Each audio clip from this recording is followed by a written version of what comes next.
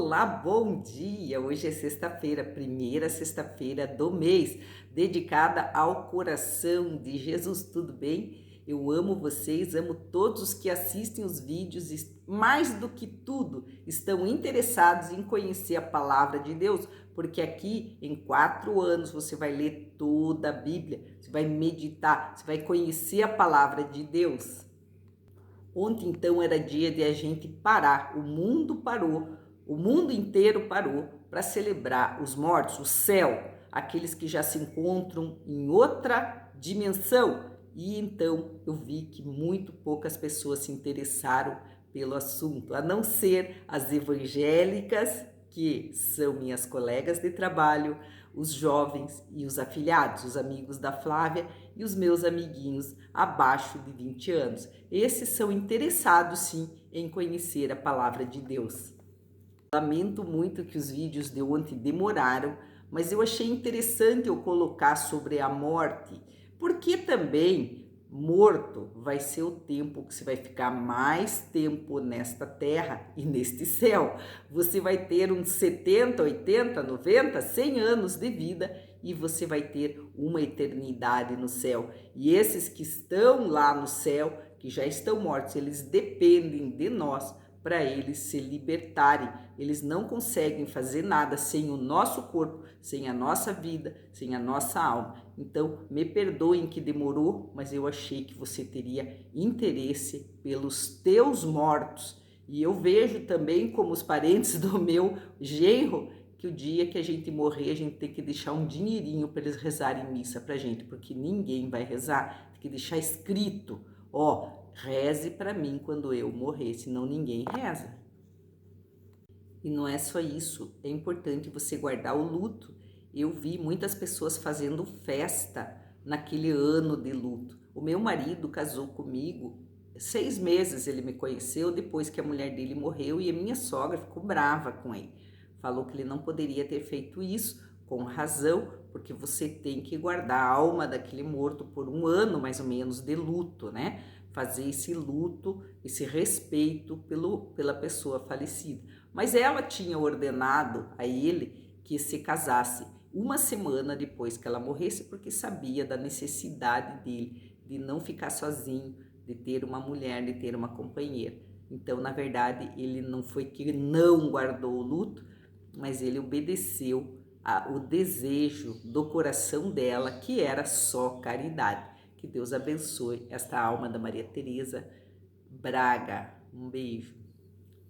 Em Romanos 9, de 1 a 15, hoje, São Paulo está tendo tipo uma dor no peito por amor à tradição, amor ao povo dele, amor ao povo que deu Jesus Cristo para nós. Ele sabia que ele estava começando uma vida com os gentios, com os pagãos, e ele então sentiu como que uma saudade daquele povo que ele então se formou. Ele era fariseu, ele teve que estudar muito para chegar onde ele chegou e de repente abrir mão de tudo, né? E ele diz: eu mesmo desejaria ser segregado por Cristo em favor dos meus irmãos e da minha raça, né?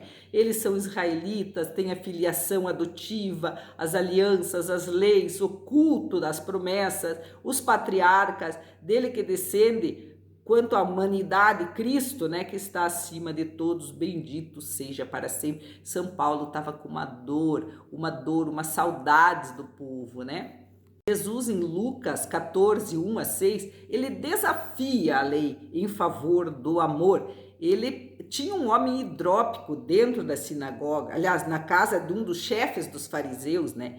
E eles então estavam só observando Jesus. Tinha o cara hidrópico ali e Jesus falou, era um sábado, aos mestres da lei: a lei permite curar em dia de sábado ou não? E eles ficaram quietos, não responderam nada. Jesus então toma o homem pela mão, cura e despede o homem. E depois diz: se alguém de vós tiver um filho, um boi que cai num poço, não vai tirar logo, mesmo em dia de sábado? E eles não responderam nada. Então, gente, o que nós estamos vendo aqui? Que São Paulo, ele fica com saudades dos israelitas. Mas vocês vejam, a nossa igreja, ela fundou a igreja e continua com a tradição. Ela não abriu mão dos profetas, né, de tudo que fala ali A igreja, ela não abriu mão de dizer que é o povo adotivo de Deus, que dá glórias a eles, as alianças, as leis, o culto, as promessas, né, aos patriarcas. A gente continua ouvindo, apesar que tudo isso aconteceu para que Jesus viesse, e Jesus não veio só para eles, né? Então São Paulo, ele estava com saudosismo, uma dor no coração, a ponto de querer voltar atrás, voltar a ser só judeu, não ser só cristão ou cristão. Ele queria voltar, deu um saudosismo nele, uma culpa por ter aberto mão do povo, né? E Jesus já desafia os fariseus, os mestres da lei. Jesus, apesar de ser judeu, ele viu que aquela regra, aquela lei, aquela hipocrisia dos judeus que já não seguiam o amor, não seguiam ajudar os outros, mas estavam apegados nos seus dias a dia, nas coisas que faziam. Então, Jesus cura no dia de sábado, coisa que não podia fazer. O amor não era supremo, superior. O que era superior eram as regras, a tradição, um obedecer o outro. E hoje em dia a gente ainda vê esse tipo de coisa, né? A gente ainda tem o saudosismo, né? Ah, eu fui de tal família, minha família foi boa para mim, eu nasci dali. Mesmo a tua família, às vezes, seguindo regras, não amando, você quer continuar naquela mesmice, naquelas coisas, as pessoas abafando o teu profetismo, né? Te invejando, fazendo mal para você, você quer continuar ali naquela mesmice, né? Acontece ainda hoje isso, eu vejo uma pastora pregando sempre sobre isso.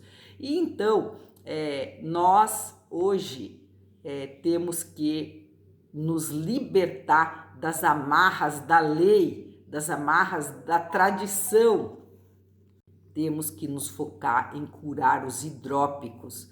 Os hidrópicos estão no nosso meio, estão inchados de pecado, inchados de não conhecer a verdade. Eu também não posso me apegar só em ser, eu vou ser católica, porque não sei o que. Católico é frio, católico não se relaciona, católico não ora um pelo outro, vai à missa, nem olha para o lado para ver se você está hidrópica, se você está caindo no chão. Eu vou à missa, comungo. Sim, eu não te conheço, Jesus vai dizer. Porque você comeu na minha presença, você bebeu na minha presença e eu não te conheço. O que nós temos que fazer? É ver os hidrópicos, chamar eles no nosso meio e perguntar, eu posso curar esse hidrópico? E curar, e libertar, e salvar as pessoas hidrópicas, não importa se são judias, se são católicas, se são evangélicas, tirar do pecado, do erro, da morte, do vício, levar elas sim aos profetas, levar elas sim a serem filhas daquele povo hebreu que foi liberto, que teve aliança de Deus com eles, a Abraão, levar essas pessoas a esse Antigo Testamento, mas mais do que tudo, levar a cura, a libertação, ao batismo no Espírito Santo, como Paulo foi batizado, como aquele hidrópico foi curado, para que essas pessoas vão curando e salvando e libertando outras pessoas e a gente então possa chegar a ter um mundo melhor. Um mundo não onde é dia dos mortos e as pessoas não estão interessadas no que elas estão interessadas em ir para a praia, em tomar banho, em visitar, em ir em lugares históricos, mas não estão interessadas em rezar pelos mortos. Tudo bem, os mortos são a maior massa, como eu falei ontem. Eles têm interferência aqui, se você pensa que não, eles têm. Eu ainda ontem vi uma pessoa falando, o meu pai me protege, ele me cuida como um anjo, né? Então as almas, elas podem sim interferir conforme a vontade do Pai em nossas vidas. Se você às vezes pedir uma graça para as almas, elas podem interceder por você e elas se beneficiam por essa atitude. Você não está invocando o morto, não, tá? Só está pedindo uma graça ou proteção. As almas, sim, elas têm influência. Então, nesse dia de ontem, onde as pessoas, em vez de curarem o hidrópico e orarem pelos falecidos, simplesmente deram as costas para os mortos, né? Que Deus abençoe cada uma delas e a cada um de nós. Louvado seja nosso Senhor Jesus Cristo. Amém. Gente, eu vou contar um testemunho aqui para vocês que eu ouvi uma vez da irmã Zélia da Copiosa Redenção. Então ela ficou assim muito espantada de ver que os irmãos dela todos trabalhavam muito e não tinham casa própria. E ela começou a rezar nessa intenção e ela sentiu na oração dela que tinha um ancestral deles, vô ou bisavô, que era uma pessoa que estava na prisão do purgatório. E ela então foi falar com o diretor espiritual dela e fez a missa gregoriana, pediu para um padre rezar 30 dias a missa em favor desta alma. E o que aconteceu?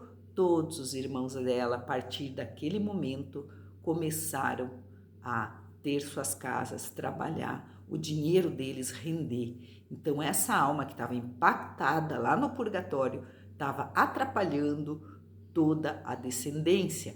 E com isso existem doenças, gente, doenças psiquiátricas e outras coisas que impactam a tua vida. E o padre Robert ontem falou, né, o cemitério tá dentro da minha paróquia, né, o cemitério faz parte da minha paróquia e estes são os meus melhores paroquianos. Então, gente, os mortos, eles estão vivos. E eu também concordo que se você dedicar a tua vida a orar, a fazer sacrifício, fazer caridade pelas almas, elas não fazem mal para ninguém. Os vivos têm vontade, têm tudo e fazem mal, mas as almas não. Se você passar a tua vida fazendo o bem para as almas, fazendo caridade, eu não sou espírita, mas em parte eu admiro quem é, porque eles fazem tudo, caridade por causa das almas. E eles talvez tenham um lugar mais legal do que quem não reza pelas almas. Se você passar a tua vida reclusa, orando pelas almas, você vai salvar muitas almas e vai se salvar porque elas irão te salvar. Gente, o Catecismo da Igreja Católica vai falar dos sacramentos de cura, da reconciliação. Eu entendo o seguinte, gente, a igreja, ela está te disponibilizando esse sacramento onde o próprio Cristo te cura, te perdoa, te liberta. Nem se compara ao batismo no Espírito Santo, na imposição de mãos, que você pensa, meu Deus, é tão frio esse sacramento, eu não recebo nada, você não vê, você não enxerga. Mas eu não posso discutir com uma senhora de 2023 anos. Se a igreja está me disponibilizando aquele sacramento, aquela bênção, aquela conversão, aquela cura, eu vou lá sim conversar com o padre sobre os meus pecados, eu vou todo mês. E acho o seguinte, gente, quando eu pedi para Deus se eu confessava direto com Deus ou com o padre, ele me disse, no dia que você morrer, o demônio vai aparecer, vai te condenar, e se você falar que confessou, você está liberta. Então, gente, quem instituiu o sacramento da reconciliação, da penitência, foi o próprio Cristo. Ele disse para nos facilitar, vá falar com o sacerdote. Claro que eu posso contar para o Sérgio as coisas erradas que eu faço, posso contar para minha mãe, para os meus filhos, mas todos esses vão te julgar super mal. Você pode pecar à vontade, em segredo, e conte para o padre. O padre vai te orientar. O padre vai te julgar. Não precisa contar como eu, quando era criança, contava minhas coisas para minhas amigas, para todo mundo, ficava falando dos meus pecados para os outros. E que horror! Não, você conta para Deus e sim, conta para o padre. Ó, padre, eu fiz isso, eu fiz aquilo. Se o padre te perdoar, você está perdoado. E no dia do teu juízo, você fala lá para Jesus, né? Olha, eu fiz isso, eu fiz aquilo.